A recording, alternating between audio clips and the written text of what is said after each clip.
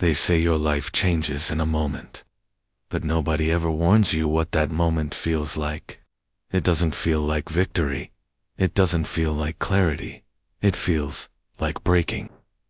That day when your chest feels heavy, your mind collapses on itself, and you whisper, "I can't do this anymore." Most people think that moment is the end, but ancient Stoics, Zen monks, samurai warriors, they all knew the truth. The day you finally break is actually the day you begin. There's an old story of a young monk in Japan. Every day, he begged his master to teach him the path to strength. He trained harder than everyone, meditated longer, pushed himself until his hands bled. But inside, he felt weak, restless, chaotic. One night, exhausted, he snapped. He threw his wooden sword on the floor and cried, "I'm done. I've failed. My mind is too noisy. My heart is too tired. I'm not meant for this." The old master didn't comfort him. He didn't say he was strong. He didn't say he believed in him.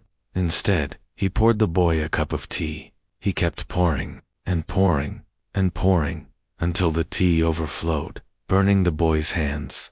"Master, the cup is full. It can't take any more."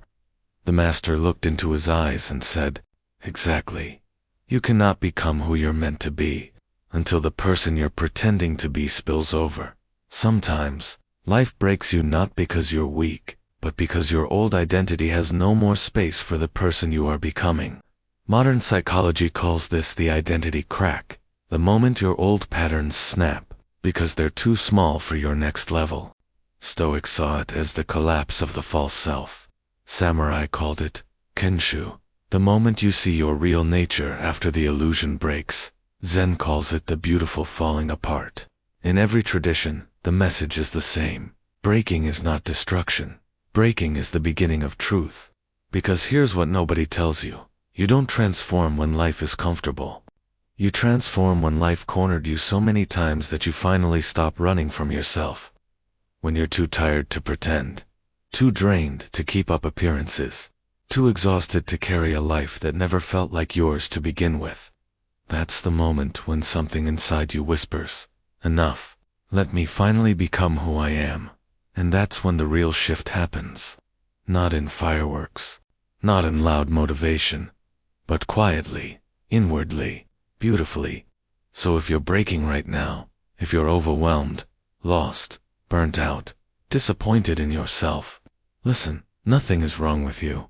This isn't failure. This is your soul refusing to shrink any smaller. Your nervous system is releasing years of pressure. Your identity is shedding what no longer fits. Your heart is rearranging itself for a life with more truth, more depth, more alignment. Breaking doesn't mean you're weak.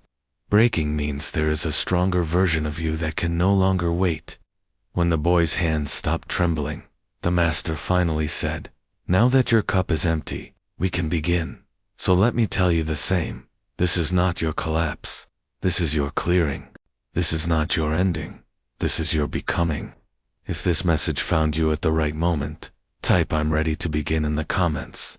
Not for me, for yourself, for the life that's waiting on the other side of this quiet breaking.